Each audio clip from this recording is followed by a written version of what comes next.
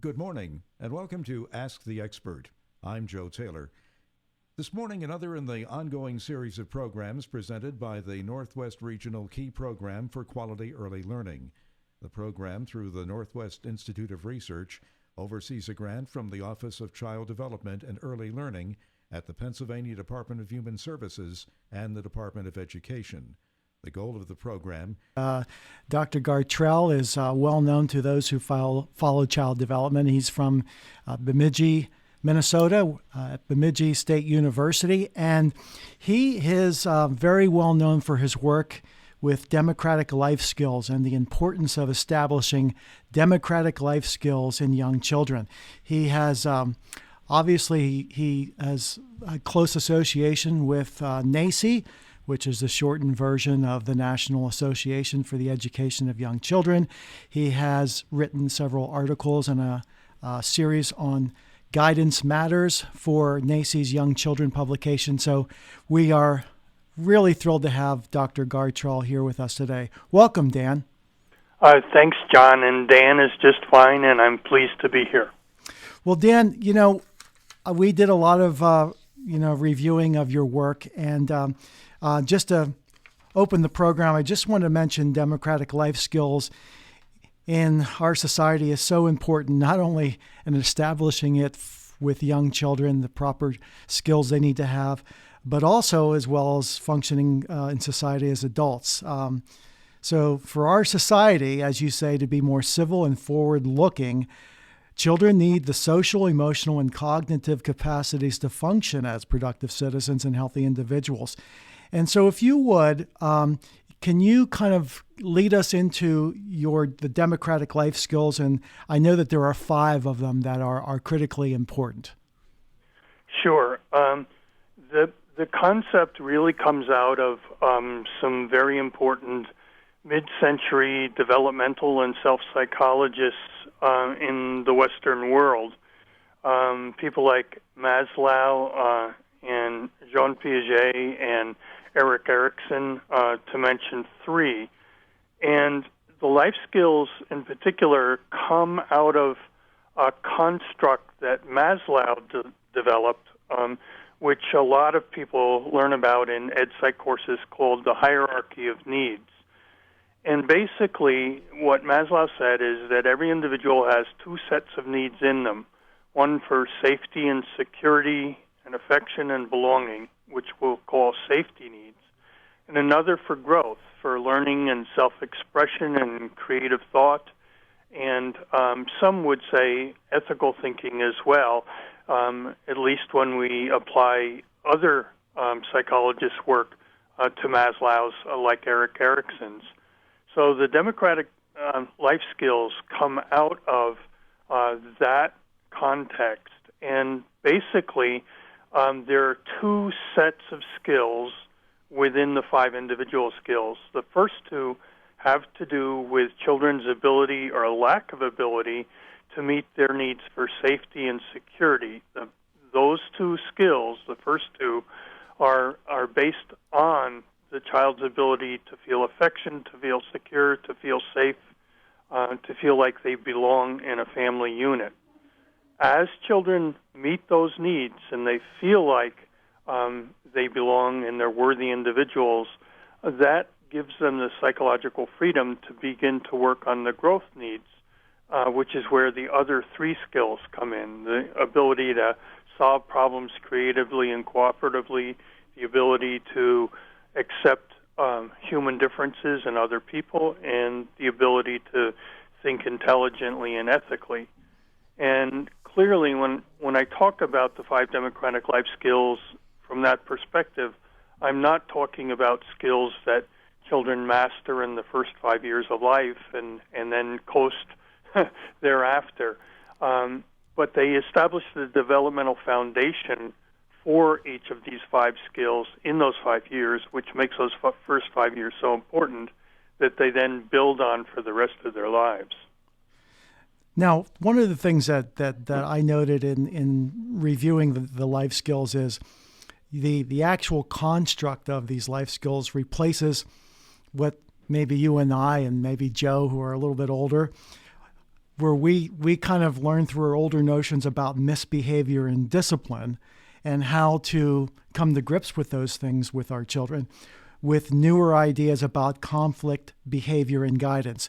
So can you kind of, for maybe of today's parents, younger parents, kind of explain how do we treat or work with democratic life skills and developing them in our young children today versus the way it was done years ago? And can I maybe clarify and ask, Dan, is this something that is taught in a classroom environment?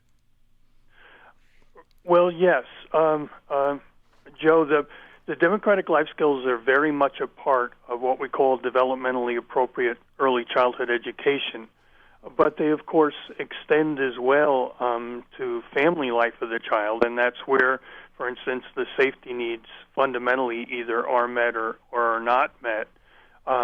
But they transcend either home or school. They're ideally teachers working closely with family members kind of bridge that cultural gap that a child crosses every day. And the goal is to provide children with a consistent developmental learning experience where they can develop the skills in healthy ways. To talk to John's issue, one of the very important intuitive discoveries of those psychologists of the last century were that the meeting of safety needs by children reduces stress levels. And conversely, to the extent that young children can't meet needs for security and safety and belonging and affection, their stress levels become high. And the intuitive findings of those psychologists in the last century have really been documented and researched by brain psychologists in the last 20 years. And a very important, long-standing dynamic that has now been established in relation to brain development is that if young children experience high levels of stress over time, what we call toxic stress, it becomes very difficult for them to meet their safety needs and to move on to meeting the growth needs. They're stuck on perceptions that are related to survival skills because they see the world as a threatening place, and they react with behaviors to defend themselves. And very often this involves aggression against others. To give you an example, if a child who has high stress in a preschool setting is building a tower with blocks and another child accidentally knocks some of the blocks off, all kids would be a little frustrated at that. But children with high stress levels see that as a threat to them because their safety needs are not being met, and they may react and act out in very dramatic and aggressive ways in their view to defend themselves, even though others would see this as misbehavior. And the issue comes down to the fact that all humans experience conflicts all the time, conflicts being expressed disagreements between individuals. And the issue of modern democracy becomes how can we help individuals learn to cope with conflicts in ways that are not hurting of others, that resolve the problem, and that are gratifying for the individual concerned. And the mediating dynamic in the individual child's mind is how high their stress levels are. If children are dealing with unmanageable stress, they feel unworthy, they feel they don't belong, they feel threatened, and they're likely to act out. What we used to call misbehavior, but we now call conflict behavior or mistaken behavior, because kids are just trying to defend themselves. They're trying to find affirmation with significant others. They're trying to feel safe in this world, and they don't know how to do it. And the survival behaviors that they show often include aggression and what we think of as misbehavior. The problem is when we see the conflicts that kids have as a result of high stress levels and not knowing how to solve problems, not knowing how to say, I don't like it when you knock my blocks off, and another child says, I'm sorry, and if this kid says, don't do it again, you be more careful, and goes back to building, that would be actually a healthy 4-year-old response. But only a kid with low stress can have a response with that. A kid who sees the world as threatening, sees the blocks knocked off his tower as aggression towards him, uses aggression back. And when adults see those conflict behaviors, that mistaken behavior as misbehavior, they tend to make moral judgments about the child, think the child is heading towards down a wrong path, is becoming a bad kid. And the traditional notion of shaming a child into being good by punishment, the modern research shows, only raises children's stress levels and makes it harder for them to learn what we want them to learn in relation to the democratic life skills. And that's why I encourage, and a lot of us in early childhood encourage teachers to see the conflicts that young children have, not as misbehavior, but as conflicts or mistaken behavior, and help build relationships with them to lower their stress levels and help them teach strategies for dealing with the conflicts that don't hurt others. And we call that approach, teaching for healthy social emotional development, as guidance. So we've kind of moved from a misbehavior discipline orientation to a conflict behavior, mistaken behavior, guidance orientation, because we know that it's only as we can lower children's stress levels, build trust relationships with them, that they'll be able to learn and to grow and to move from a need for safety to a need for growth.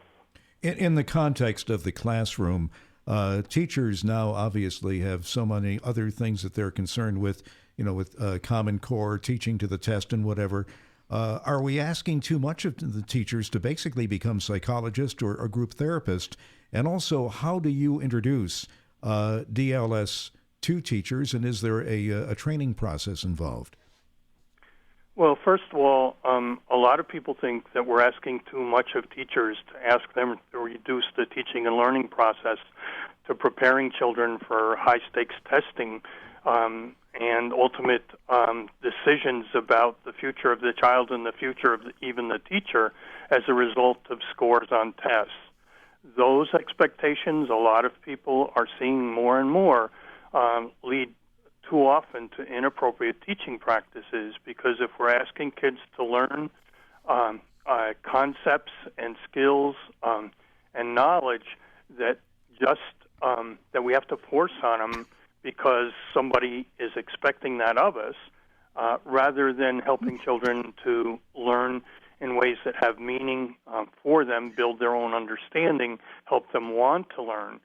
If we teach kids too strictly to external standards and not enough with the ability to develop relationships with children and help them learn as individuals, we're actually working against the long-term progress of our society, because we're going to be building resentments into children about learning. All of us know adults who can read but never do and don't like to, can do math but don't like to do math because the way they've been taught these skills, they haven't been able to find personal meaning and understanding for.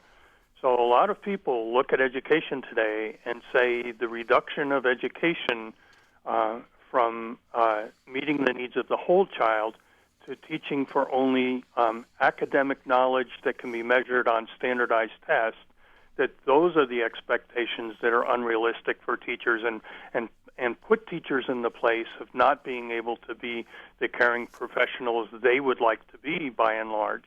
And that's the fundamental issue. All I'm talking about is making education open to social and emotional development with which kids bring needs in relation to every day to school, and that current curriculum and teaching practices too often ignore, rather than just teaching to the academic child with the limitations in what the teacher can do and how the child can respond that make the environment stressful and not mentally healthy for both teacher and learner. What percentage, possibly, I don't know if you would know this, is a DLS kind of environment established in classrooms across the country? And also, again, is there an orientation program or a course or whatever that teachers would take to become proficient in DLS? Well, one of the reasons, Joe, that I write in the field of early childhood is that early childhood does this successfully when practices are developmentally appropriate. In other words, you can go into a developmentally appropriate early childhood classroom in Pennsylvania or Florida or California or Minnesota, and you would see teachers teaching for healthy social and emotional development. Rules in most states that make teacher-child ratios manageable, not the mass class phenomena as we have in K-12 education, are a big reason for that. The other reason is that early childhood education, because kids are just nascent literate, in other words, they're just beginning with their reading writing skills, can't do the standardized tests that are done at K-12 level, and that has forced an assessment process called authentic assessment, where we're looking at samples of children's behavior as they emerge as with literacy and numeracy skills. Early childhood ed, to the extent that it's developmentally appropriate, absolutely shows the inclusion of social emotional development in most classrooms across the country. I write articles. I and many others do training on how to specifically include social emotional skills in the curriculum. Frankly, a lot of people in early childhood think that the K-12 system, because it's been so polarized and politicized with external political pressures for single score high-stakes testing, that teachers have not been encouraged and allowed to develop programs with children that allow for healthy social and emotional development. And so a lot of us think that K-12 education is really still mired in 20th century ideas and is not looking at the whole child the way it should be because of the present political pressures on testing. Well, and of course, you brought up a good point, and there's a big movement now, and one of our future guests on the program, Christy Cowers from the University of Washington, who has a curriculum framework that she's gone out to various states and talked about the importance of a preschool, actually a birth to grade 3 alignment, so that there is a consistent movement in terms of the education and social emotional development for kids along a specific framework, so that the early elementary years can be consistent with where children need to be at each step of the process. And that kind of movement, it very much needs to be supported and appreciated. NAEYC really regards early childhood education as happening from birth to 8, and what the person that you're talking about, John, is doing is exactly what needs to happen. We need to revisit our views on education, especially in terms of parent-teacher relationships and teacher-child relationships, to bring back into our learning healthy teaching and instruction for development in those particular domains. The irony is that as kids feel like teachers don't understand them, that they're failing in the classroom, their stress levels go up, and they become really set on those first two democratic skills, seeing themselves as worthy and a part of a group. That's skill number 1, and expressing strong emotions in non-hurting ways. That's skill number 2. That their stress levels go up, and they're not helped to deal with those first two skill levels. That's why we have the great number of suspensions and detentions and eventual expulsions in our schools today, because kids are feeling frustrated, put down, overly structured in particular directions that they're not succeeding at, and they're showing high stress and survival behaviors that cause them not to succeed in today's education program. And doing more with helping kids feel like they belong, they're worthy learners, they can learn, and they're succeeding in the learning process, especially in the younger grades when the foundations of brain development are happening, will make a lasting difference in the future of our society and how adults behave in the long run. And it's really important that we recognize this if we are going to continue to develop. You just have to look at how adults in our society today handle conflicts. Look at legislators, politicians. They haven't learned how to look at differences in ways that allow them to be respectful for the other person and to respond to other people in ways that get problems solved. Where people are going to learn that is in the socializing institutions of our society, which are the schools. And with the emphasis on testing, we've really moved out of the curriculum, teaching children how to solve social problems cooperatively and creatively, and it's those skills that are going to get us to the next century. Moving away from the classroom and into the home, a parental component, DLS, is there such a thing so that parents can extend the relationship skills that their kids learn in the classroom into the child's family and social life, and also along with that, the child is experiencing DLS in school, but at home they possibly face emotional dysfunction. How do you deal with that? That's a really good question, Joe. And I'm an old duffer. I'm retired, and I kind of see my mission as getting those skills out there for educators and helping professionals to work with going forward. I haven't tried to copyright those skills or do anything to limit how we think about them or use them. But specific to your question, one of the ways that early childhood education is so developmentally appropriate and so harmonious to teaching the 5 skills is that an important part of early childhood education are parent-teacher partnerships. And in any good early childhood program, you're going to have teachers who, right from day one, are not just developing relationships with children, but developing relations with parents as well. A lot of parents in this day and age are overwhelmed. Single parents have a tremendously difficult job in particular, but low-income parents do as well, just to keep a roof over their head and their children fed and well-clothed. And being preoccupied with those particular challenges, if you don't have much income, that causes high stress in parents, just the way children who are feeling insecure feel high stress. And so teachers who build partnerships with parents and family members help to lower that stress a little bit through the relationship and help parents to begin to see their children a little bit differently than in survival terms. That's what makes early childhood teaching so difficult, because it really does involve working with families as well as children, but it also points up the progressive nature of early childhood because that's part of the job.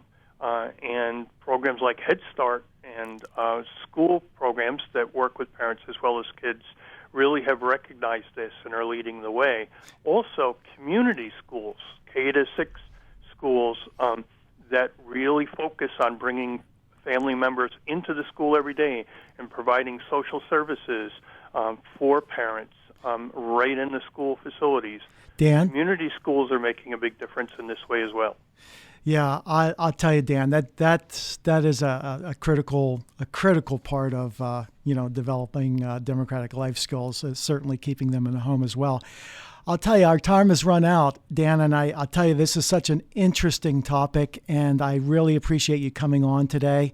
And we appreciate it, and we would like to have you back. I know we can go on talking about this subject forever, but I appreciate you coming on, and good luck in your future. Thank you very much. Thanks, Joe and John. It's been very nice to talk with you.